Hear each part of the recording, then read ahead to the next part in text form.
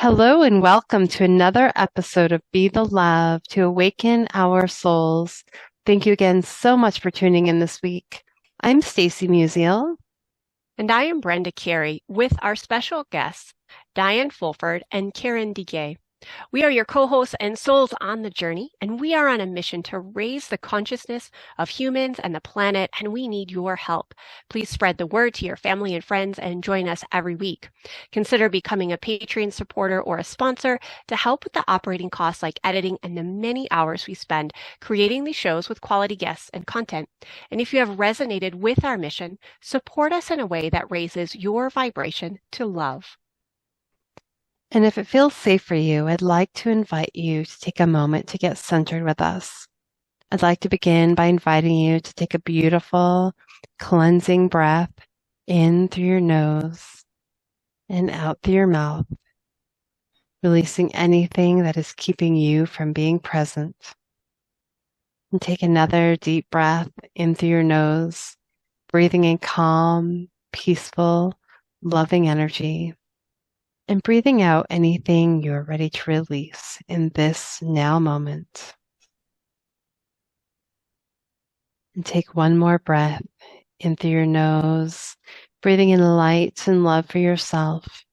And imagine breathing that light and love and send it back to all of humanity, remembering that you always, always have your breath to come back to.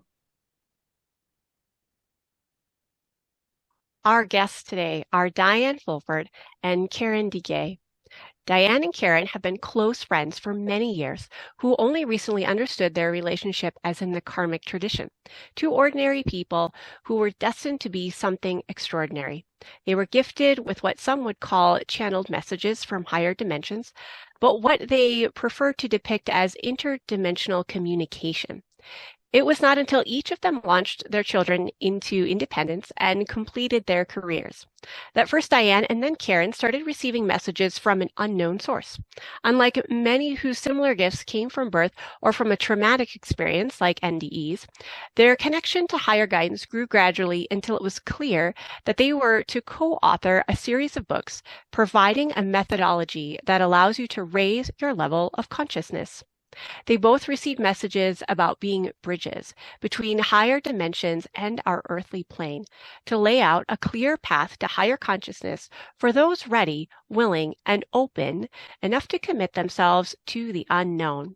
The first book in the series, called The Alchemy of Becoming, Being of Truth in 2021, and the second, The Alchemy of Becoming, Being of Love, coming out very soon, I believe.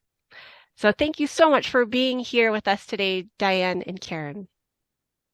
Oh, thank you very much for the invitation. We're both very, very appreciative of that. It's our pleasure for sure. Well, I'm so excited to dive into both of your very interesting stories. So maybe each one of you tell us a little bit about your journey and just what has led you down this spiritual path. Why don't you start, because it started with you first. Okay. Well, as you mentioned in your bio, it's a little bit unusual in that I had a very fulfilling career, actually, but I started to get these, what we're calling interdimensional communications. They are from a federated council of light, is how they identify themselves to me. And it started to come as almost full thoughts, if you will, like full expressions of knowledge, that it was clear that we were to, or I was to begin a process of unpacking all of this. And eventually, I mean, these became so strong after a while. I mean, at first, I have to admit, I was just trying to ignore them and put them to the side. I mean, I had no idea what was going on. But it became much clearer that there was very much a purpose to this. And I was being led in very, very specific ways. And things started strangely happening. Like I would get full books appearing on my iPad that I had no knowledge of, I had not bought, I ended up buying them after, though, just to honor the authors. But I was led to very specific books in a very specific order to synthesize a lot of information. So it was a process, to answer your question, that kind of unfolded.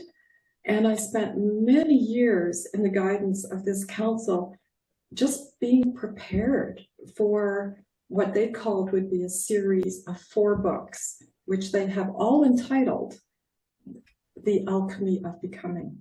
So that's kind of my story.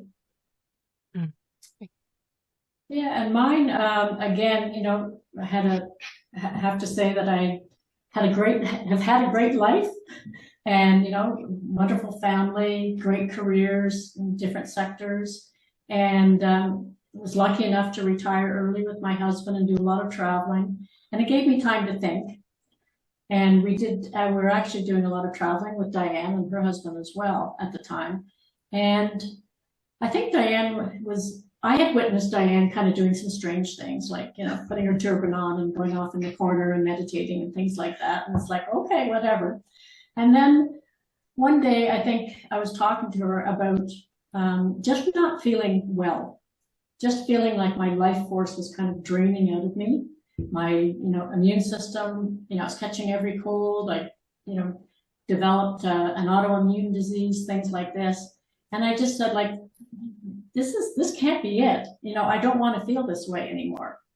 And I think there was an opening for Diane, and she finally opened up to me, because I think she was reluctant to for a long time, because I was your stereotypical left brain skeptic. You looked me up under the dictionary and that's what you would find. And she was a little afraid to open up, but she finally did and said, I think I can help you. And so she started opening me up to this whole other world, the world of the unknown, the world of the unseen, the world of the unheard. And I think surprisingly to both her and I was in with both feet from day one. And thank goodness. Yeah. And I think she was a little relieved, because I was a little bit lonely. It's nice to have someone to talk to about this stuff. But I started out by helping her unpack her downloads, and then soon found myself actually getting my own and contributing to the conversation.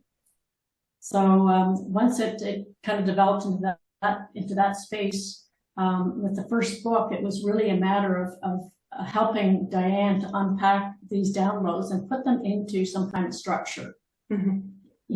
Translating that into something that our third dimensional brains could actually absorb. Beautiful. Wow. Thank you so much. It sounds like it's been quite a journey for both of you, and the messages that you've received. Wondering if you can talk about like where these messages are coming from. You mentioned the Council of Light. And so I wonder if you could talk about that just a little bit more, and what that feels like, who the Council of Light is, and what they're here for right now as we are on this ascension process and on the planet. Sure, I can begin and take a little bit of a stab at that. That's quite a question. This Federation of Light, it's a council. I call them my council.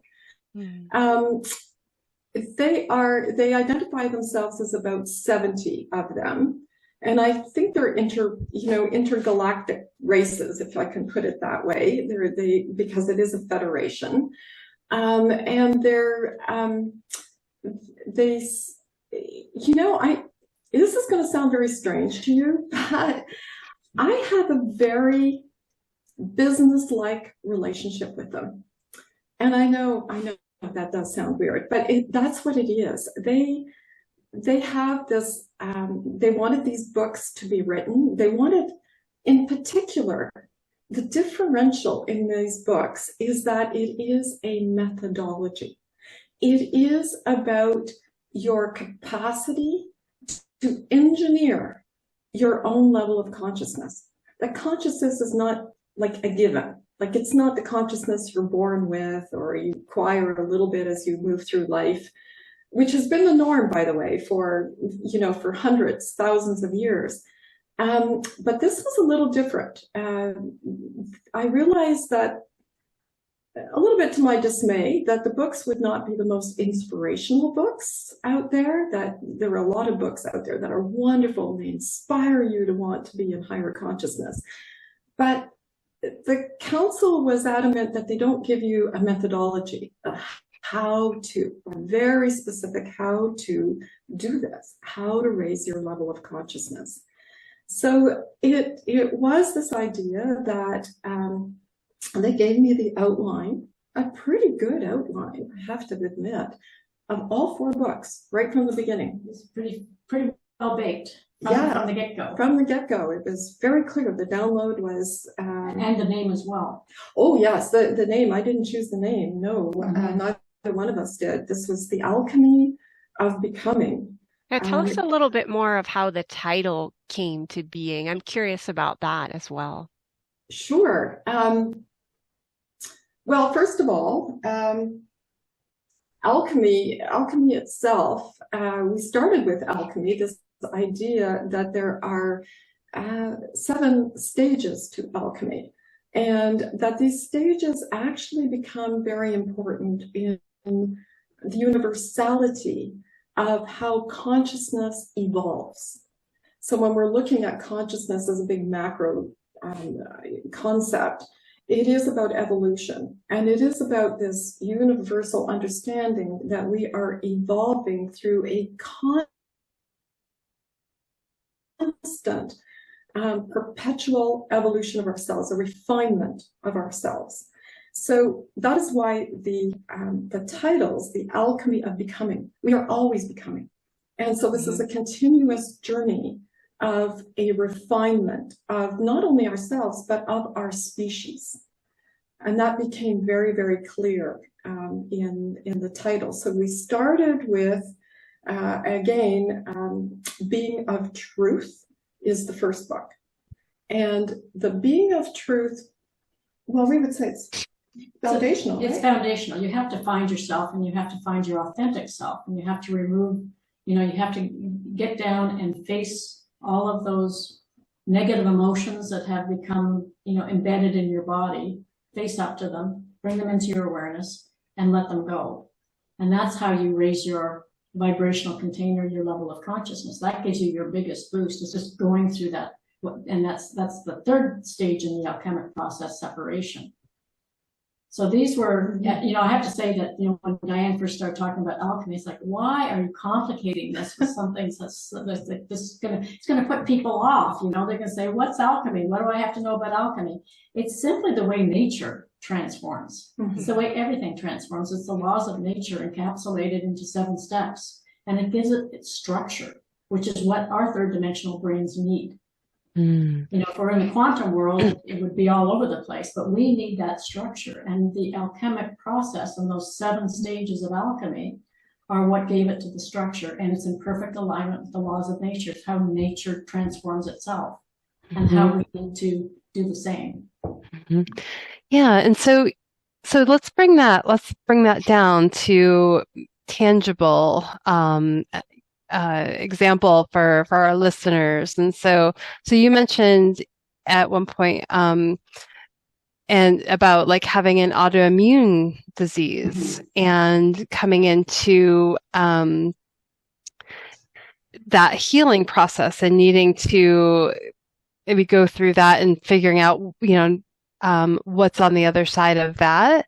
And I think I'm wondering if you can say a little bit more about that, because we have, audience listeners that have, maybe experienced something like this, and how does somebody use what your process, the alchemy, and to heal maybe some of these 3-dimensional energies of dis-ease and, moving through the level of consciousness to overcome some of these pieces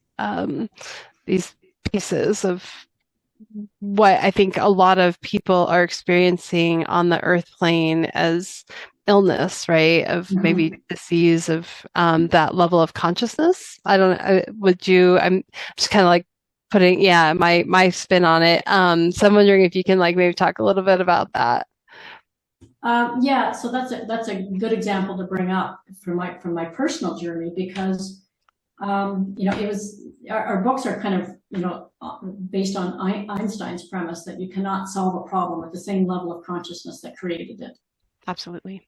So if you want to start self-healing, if you want to start doing things and discovering the powers that we all have within, you actually have to raise your consciousness enough to be able to be aware of that and to do that. So, during this 7-stage process, it's not until you get to stage 4 that you actually have the ability to start into self-healing, because you have to go through a process of actually changing your vibrational container to be of higher frequency. We kind of use frequency and level of consciousness interchangeably. So once you go through that, the first 3 stages of the process, particularly the separation stage, where you're actually doing a deep dive into your subconscious programming, basically, and trying to understand it, become aware of it, and undo it, so that you can actually free yourself from a lot of the darkness, the density of that frequency. And once you get to that stage, then you actually have the ability to start self-healing. And I was undergoing treatment for alopecia. I was getting really tired of it. There was a lot of antibiotics and things like that, traditional medicine that I knew was not good for my body. And I finally stopped it and started my own self-healing. And if you see right now, I had alopecia. I have a full head of hair. So I was very successful in doing that. It took hard work. It took dedication, but I did believe that I had the ability to do it. And the doctors cannot, they cannot understand all of a sudden how this just magically healed. Right? It's one of those stories. And we have many stories like that from people that we've been working with and taking through the process of actually, being able to raise their consciousness to a level where they can actually empower themselves to heal themselves and believe that they can do that. Absolutely. I really resonate with what you're saying. I mean, for me personally, I had a digestive autoimmune condition, and I hadn't realized I was operating with the mind level of a sick person.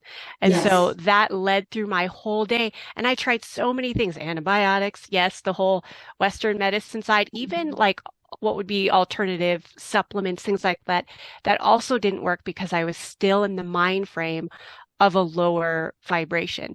And I like how you said, I did the hard healing work, because I think there's this misunderstanding of it's just a light switch. And all of a sudden, I mean, maybe for some people it works out that way. For me personally, it didn't.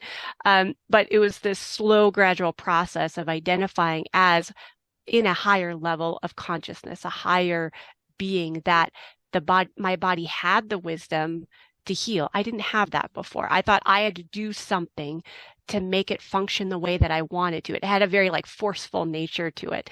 Instead of a more feminine, if I align with the person who is vibrantly healthy and my body knows what it needs to do, that's the work. But like you said, and I know in your book, I'm going to circle it back to your book. One of the things I really appreciated with the book is, even though many of the authors and luminaries that you mention in this book, like healing authors, like we've mentioned on this podcast, like Dr. Joe Dispenza and Donna Eden, and pioneers really in this type of work. What I appreciated is there were all of these thoughts channeled through into a structure that you mentioned that a couple of times. There's different, I think, levels, if I remember correctly, and skills within the levels that help us progress on this raising of consciousness. So if you could go into, maybe not in full detail like the book does, but just kind of give us this brief overview of this structure within multidimensional spiritual teachings. How did that come through? And for just the Cliff Notes version, what does that over alchemy process look like from a structured point? Okay, well, let me start with how this all came together, because you've mentioned many of these authors, and we have called these authors the luminaries in our book. We wanted to give them a lot of credit for just the the wonderful breakthroughs that they are bringing to all of us. It's amazing that that community exists, and that in each of their cases, they really are pioneers in their field. And a lot of them, didn't get the acknowledgement that they should have right from the beginning. So in this process with the council, as I mentioned, I would get books in a particular order. And many of the books were from these luminaries that you have mentioned, these in the field, and largely in the field of science. I had a lot like Drew Curran and her cosmology. I had to understand quantum physics and the difference between quantum physics and Newtonian physics and astrophysics, and a lot of this was based on science, which kind of surprised me at the beginning of the process. But it became very clear as I went through this that I had to not only get the books in a certain order, but I was told how to read them. So it was that it was this curious process that I would get a book, and it wasn't to start from the beginning of the book and read through. Absolutely not.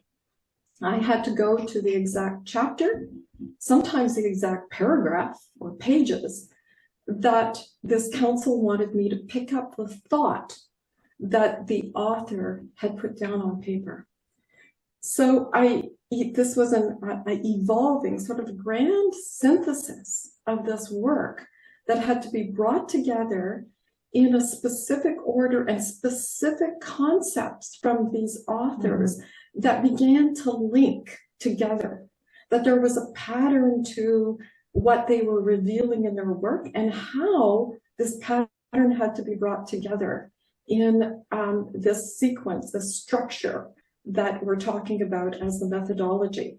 So it was very bizarre for me, to get a book and then say, oh no, you're starting at page 400 and we want you to pick up between 400 and 410 in this book, then go to this book and pick up this thought that is between pages 350 and 375, and put those two thoughts together. So I was very much guided to how to synthesize works across a huge field. Your job is kind of to knit together, yes, the best of the best, yes, into a methodology. So they're like sutras. Yeah, it was the most amazing process, and it's still going on now because I'm working on book 3 right now, and it's still going on with different things that are coming to light and that need to be knit together in a way in which they were never knit together before. So it's kind of a novel way of synthesizing different works. Now, they all had in common, I must say this, that each book had in common the fact that consciousness was at the root of their work. That was the common denominator in almost every case. And book 1 kind of proceeded in a pretty more of a linear fashion, I would say, right? Like we started off writing about calcination, which is the first step, which is, where things break down. We're in a big calcination stage right now. And if you look around us right now at the collective level, and then it goes into dissolution where you have to, make it malleable, add water to it, make it really malleable. Then you go into the separation stage where you separate the elements to purify them. And that's where people start really, if people were kind of a little bit doubtful about the process, it's in that separation stage when they connect with their own higher guidance and they're led to unpacking their whole subconscious programming, that they all of a sudden go, wow, there is something. There's no other explanation for this. Yeah, because that's at the stage where, if I can add, that the methodology becomes very calibrated to you. Yeah. Like the way in which Karen has described this process of us being a container of frequencies. And to raise your level of consciousness, you really have to raise what the guides have called your vibrational signature. So we each have a vibrational signature. And that's a set point of all of our vibrations, the low ones, the medium ones, the high ones. we have a vibrational set point. That's kind of our operating kind of level of frequency, level of consciousness that we operate with. So if you're engineering this to change it, there are very clear instructions here. You are, first of all, empowered to do this. You are connected to your own higher guidance, and your own higher guidance takes you through a process which is phenomenal of identifying what events in your life allowed you to trap a negative emotion that is actually keeping you in low vibration and actually is creating a dissonance within you that often leads to the illnesses we talked about before. Mm-hmm. Because dis-ease, if we break down that word, as you know, dis-ease is that you are not in ease with the frequencies that you're trying to process. Mm-hmm. So your higher guidance will actually take you through a journey that's very, very personal to you. There's no way that either Karen or I could predict how a person is going to go through this. But you are led to particular events that are either inherited, you were born with, or that were acquired in this lifetime. And you have to, they're like in some sort of Gordian knot, where what you are given is to unlock and resolve one issue, and they're very clear about when it happened in your life. You get the exact event, you get the exact age it happened, and you are then allowed to, once it becomes in your awareness, because you can't do this unless it's in your awareness. That's another one of the universal laws here. It has to come into your awareness, and then in your awareness, you can resolve that issue. You actually re-imprint a different vibrational signature on that event. You will still remember it, but the vibrational frequency that originally was there is changed. Does no more damage. Does no more damage. And when your body replicates, like say this was a damage in the heart, when your body replicates that heart, as our bodies replicate all the time, it replicates now without that distortion. And that makes all of the change possible. So you are really led in a curious way. The analogy this council gave me, because they've given me lots of analogies, but the analogy they gave me was like a game of pickup sticks. If you remember that in childhood, the pickup sticks, if you can imagine that each one of us has a whole bunch of trapped emotions that can be represented by letting go, each one of you letting go your own, pickup sticks, and the sticks all fall in a different pattern. No two patterns would be alike. And that the idea is that you have to pick up the top stick without disturbing any of the others. But every time you pick up that stick, if that's a negative emotion that you have trapped in your body, you release that. And once you have released that, it allows you to go to the next one. And then the next one after that. And the next one after that. And pretty soon, as you are going through this process, it creates space by removing the density of that frequency. And in its place, right, is the room for higher frequencies. Yeah. And that's what the rest of the process goes through. Because once you separate that out, get it all cleared out, you bring it back together, you test it out in life. Yes. You harden it, you master it, and you finally bring it all together. And then the cycle repeats. Yes. Yeah. The good news and the bad news is the journey never ends. Yes. Yes, isn't this like an ongoing, it's like always an unfolding, a beautiful layer by layer, and we get to, as long as we're, open and intentional and with awareness, we can continue to move through those layers. And I love that, just that with awareness, right? And so we have to, I think, allow for that awareness sometimes and be open to that awareness. And so, but I read somewhere that you had written, that this is no longer available to the great mystics of the ages, but we're all all who are willing to go through this can be acquired. This consciousness, this higher consciousness can be acquired if we're willing to do the work. And I just love that because it's really, it's just a recognition that it is available to everyone, right? We just have to be aware. Nobody's more special than the other, and we can all raise our vibration. And I think as we're ascending on this planet, we're raising our vibration, our consciousness, right? And that ascension process, I don't think it's not like this hierarchy of, where only some are able to go there and some aren't, but we're all here together and we're all,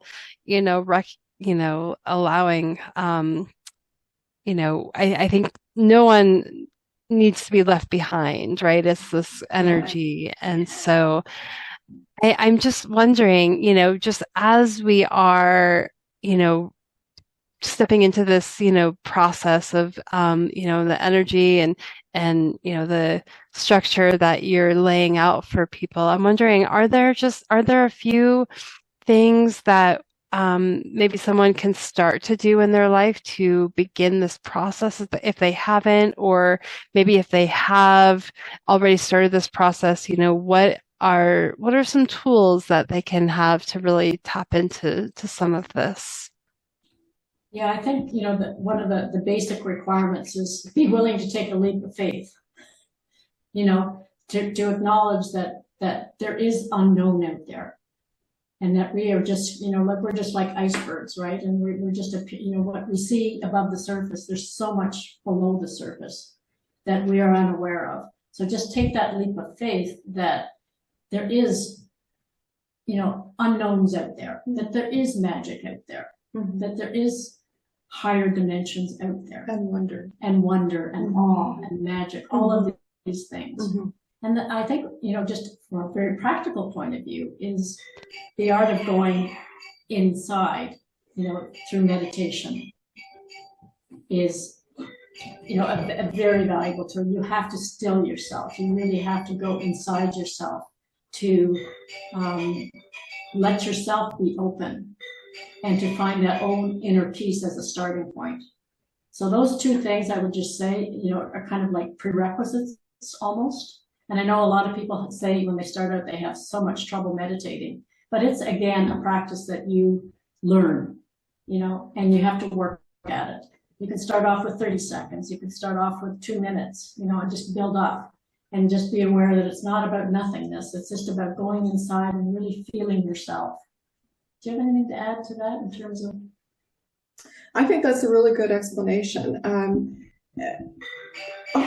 so sorry. Okay. I definitely agree with the practice of meditation as a way to become more self-aware of the thoughts that run through our head. That was key for me personally. I had not realized how negative some of the self-talk was. That probably stemmed from adolescence. I'm not really even sure. But when I did become aware of it, I remember that in my very first yoga class experience, that was the hardest part for me. It wasn't the physical movement of the class. It was the, oh my gosh, I can't believe I talked to myself like this. Yeah. And unraveling some of like, where did it come from? And how can I breathe a little bit more space into it and begin to shift the level at which that negative self-talk came from. And I think a lot of it was things I had picked up from other people, whether in my family or around me in school. And so I think that's an essential first step is meditation, not just to check the box and say, oh, I did it. Because, I look at meditation, it's not a good or a bad. It's well, I was aware of these thoughts today and becoming a witness to that looping that happens oftentimes. Yes, no, it's amazing what, and the pervasiveness of fear in everything that we do and think in our lives, and how it's so pervasive that we don't even acknowledge it. And it's not until we kind of go inside to out that we can start acknowledging it, bringing it into our awareness. And as Diane said, if it's not in our awareness, you can't actually deal with it. Right. Mm-hmm. Yeah. It has to, you have to have the courage to bring it into your awareness. Now, the guides have always said as well that we will not be given anything that we cannot handle. So there's been a bit of an assurance there in this methodology. Yeah, we were pretty worried at first. Like, what are we going to be like? We're not psychologists. We're not psychiatrists. Like, what happens if somebody's just, can't deal with something? We're not prepared. We're not equipped to deal with that. So this assurance was really, it was very, very important to us that, you will come to these things as in a pace and at a level that you are able to deal with it. And so that is a kind of, the guides very much, have said this methodology is to be successful for people. That in fact, the more you go through the methodology, the more insights you will come to in terms of understanding what tools you actually do need. What changes in your life, what kind of refinements in your life. All of a sudden you will become, you will find yourself turning left rather than right. You don't even know why, it's like you'll be reading different things. You'll be connecting with different people. And realizing that there's no coincidences. Yes. That every person you meet, every encounter you have is an opportunity. And a choice point for you. Yes. Very much. And if you follow that, again, that opens up just an incredible amount of knowledge and your own personal toolbox, because it's again customized to you. What is it that you need? Which door do you need to go through first? Yeah, right now. And right now, in this moment, and yours may be different than mine. And it's all good. It's just, and I may have to go slower than you. And that's fine too, because it's not a one size fits all by any stretch. It is so personalized, so customized to each individual who chooses to go through this. And the importance of going through this cannot be understated, because there's an importance at the individual level, which we have discussed, but there is also such an importance at the collective level. Like higher consciousness is, this council have really come in, especially during book 2, which is being of love, which is being an operative of the frequencies of love, because that's what they want you to be, an operative of the frequencies of love in book 2. And book 2 is filled with fascinating stories of the importance of collective consciousness.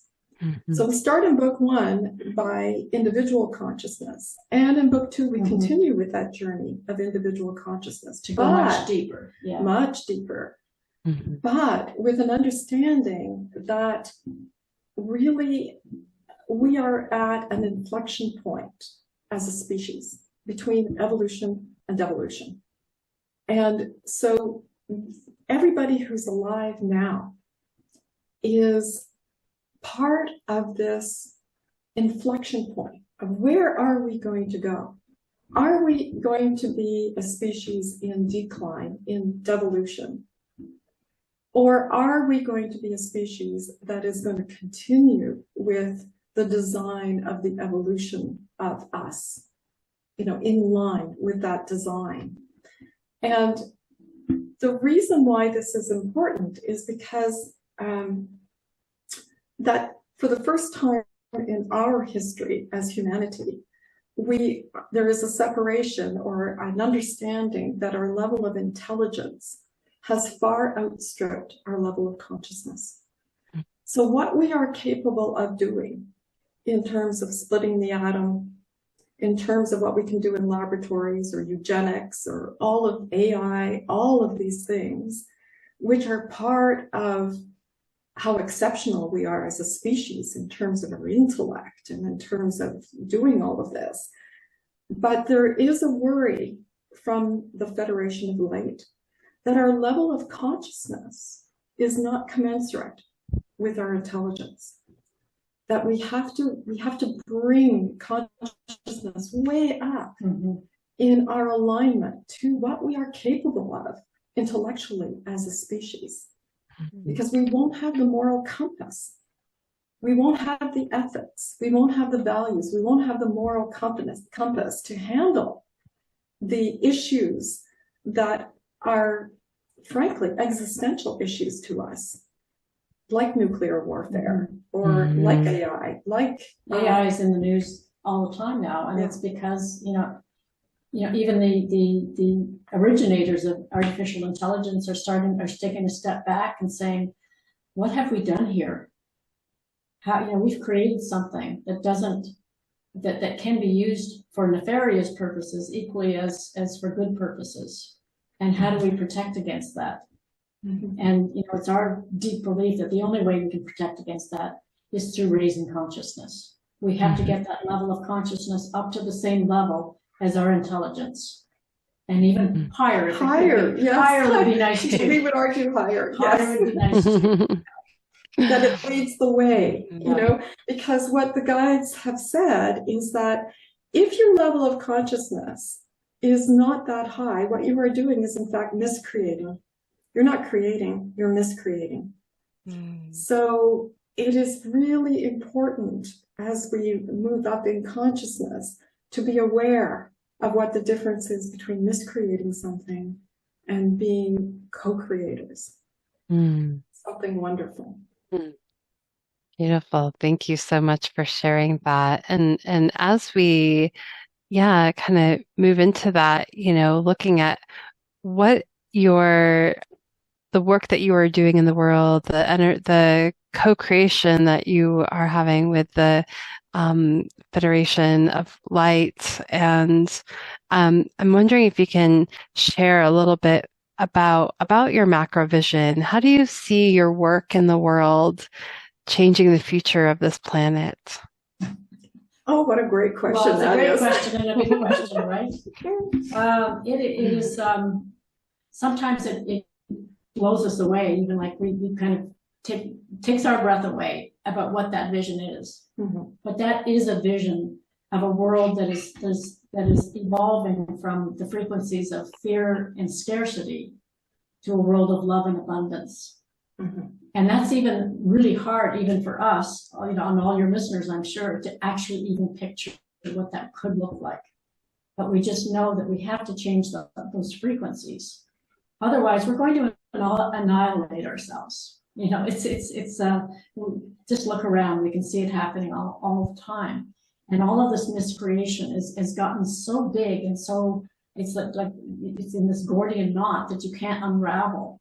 And it's because everything is so connected. And again, the only path out of this is through higher consciousness, of recognizing the patterns, of being able to see the connections between things and looking for those, what we're, often have lots of conversations about is, what are those elements? What are those common threads that we can actually start pulling on to make this happen? And I see ourselves and everybody, Brenda and Stacy, yourselves, and all of your listeners as like we're pioneers in this world, and pioneers go into the world of the unknown. But we have to go forward. Because going backwards or keeping on the same trajectory is not a what is it you're saying? Where you're going, where you're headed is where you're going. Yes. Where you're headed and it doesn't bode that well right now. Yes, that was their saying to me. Where you are headed is where you are going, and that does not bode well. Yeah. So there is this element, that again in the business relationship with the council, they're very much advocates and very much know and are cheerleaders for understanding that we do have to make these changes. And, the world that we have created, or to some extent miscreated at this point, that, as Karen said, the issues that we're facing now, the issues on environment, the issues on health, the issues on just about every facet, justice, the polarization, the issues are very, what they call they gave the word intractable. They are intractable issues, meaning that they are beyond our current level of consciousness to really solve them. Pure and simple. We can't, they're so huge, they're so complex, they're so intertwined that we don't have the level of consciousness to be able to figure out where would you start. Yeah. You know, it's you know, as they said, you could put all of your resources in health, but that would not guarantee your health because, you know, we're so tied to the environment and to research and to, you know, education and to, it's just a whole bundle out there that we have to deal with it holistically, not in the compartments that we have them operating in right now. It's how to have this global, holistic sort of understanding. And we will only get that if we can go to higher consciousness. So the beautiful analogy they gave me was like looking at a Persian rug, but your nose is in the fibers of the carpet. So if you can just imagine, you've got this carpet, but your nose, like you're actually down on the ground and your nose is in the fibers of the carpet. You have no idea when your nose is in the fibers of the carpet, what can you see? You don't, it's chaotic. It's just chaotic. There are fibers going this way and that way, and there are colors going this way and that way. You have no idea whether the colors are in the right direction or not. But when you raise yourself off the carpet, when you raise yourself higher and you get to look at the whole carpet, you see the beauty of the whole pattern and how those fibers, which look chaotic in the moment, actually are a pattern that reveal themselves to you. And you get to see the beauty of the design. And so it's really what we're being called to is to be a witness to the beauty of the design and understand how we have to honor the laws of nature and the laws of the universe in terms of that alignment of the design. Thank you so much for that beautiful analogy of the Persian rug. That will definitely stick with me.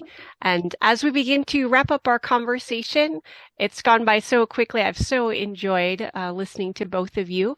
And I love that we here at Be the Love, we have the same mission of raising consciousness of humans and the planet. And so I'm so glad we synchronistically got connected. Thank you, Candace, if you're listening. So please tell our listeners where they can find you and what you're currently working on. Okay, well, we just released a new website that people can connect with, and it's not your typical website, but it's really a companion resource as you're going through the books, and it's alchemy-of-becoming.com. Our books can be found at Amazon, Barnes and Noble, and can be ordered that way. And that second book is orderable, I think, as of yesterday or today, which we're very pleased about. Yeah. And the website is available as well.